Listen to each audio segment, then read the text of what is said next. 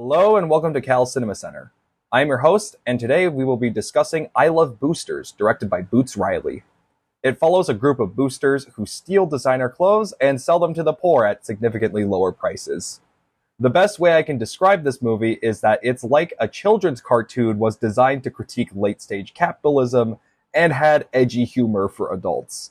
It is one of the strangest movies you could see in theaters right now, and it managed to both delight and completely baffle me at the same time. For the first 30 to 40 minutes, I thought I was watching a complete train wreck in motion, but it does get better as it goes on, and it almost works in the end. Just not quite.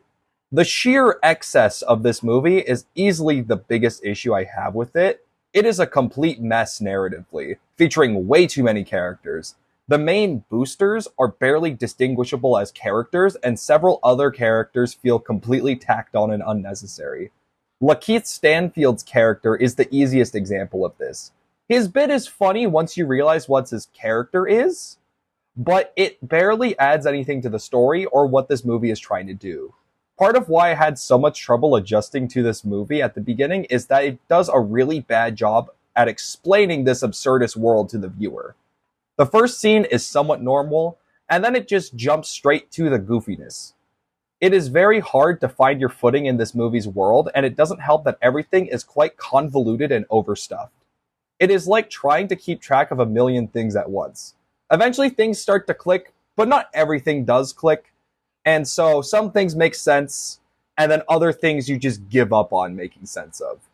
Another issue that directly contributes to this movie's communication problems is that the sound mixing prioritizes the score way too much.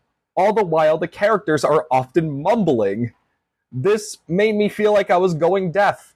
There were too many times where I had trouble making out what the characters were saying because the music was too damn loud. Besides one instance with a joke involving Will Poulter's pretty underused and funny character, none of it felt intentional, and it all felt very disorienting. I don't think this movie's storytelling issues are just due to poor exposition, though.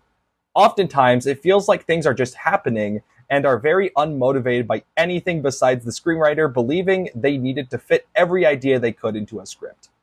This is somewhat excused by the fact that this movie is clearly trying to mimic a children's cartoon, but it is still frustrating because I do think there's a lot of great elements here. One last issue I had was that the green screen looked horrible when it was used.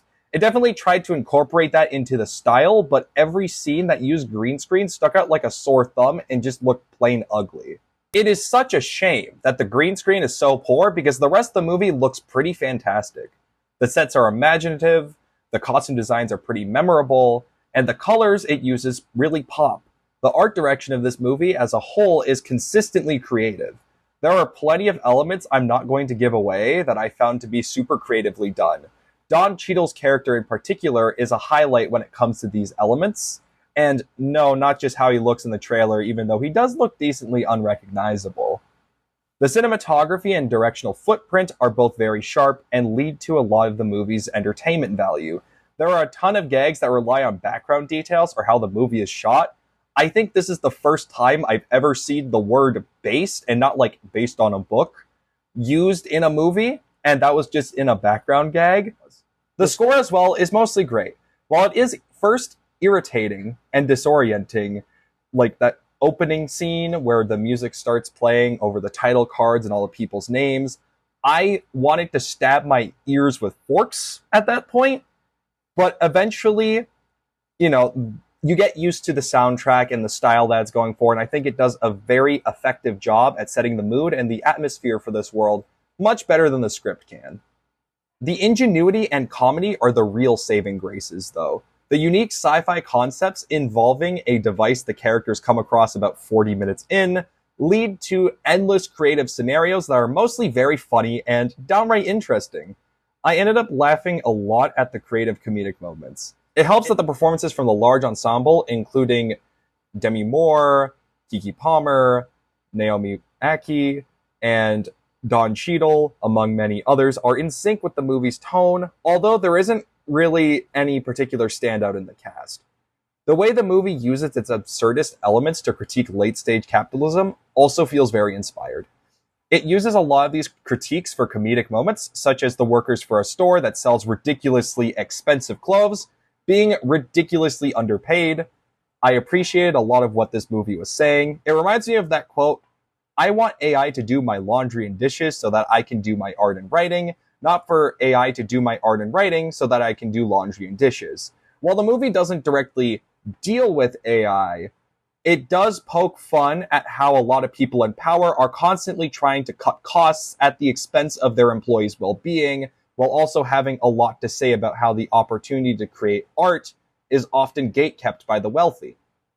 This fundamental core, underneath this very convoluted story, this humongous cast of characters, this loud cartoon style, the bright colors, and creative comedy, is pretty compelling, and it is the Scotch tape that is managing to just barely hold this monstrosity together.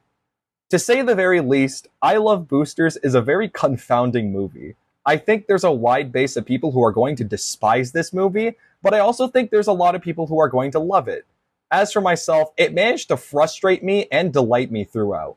Narratively and on a character level, it is a complete mess, with some unfortunate sound mixing and green screening adding to the confusion and cloudiness of it all. In terms of its thematic core, art direction elements, and comedy, it is a complete knockout and has a lot to offer. I feel like this movie has a quality that just makes it great to talk about.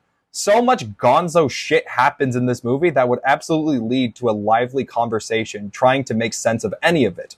Whether it be how Demi Moore's character lives in a slanted apartment, accompanied by its own jingle, kind of like the Dr. Doofenshmirtz jingle, but just without any singing, to how the clothing stores only sell clothes of one shade at each location, so you have to go to another clothing store to get a different color.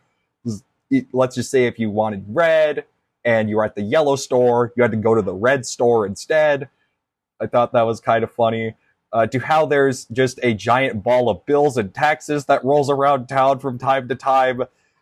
It doesn't completely mesh together, but so much of it is at least interesting and can often be pretty funny.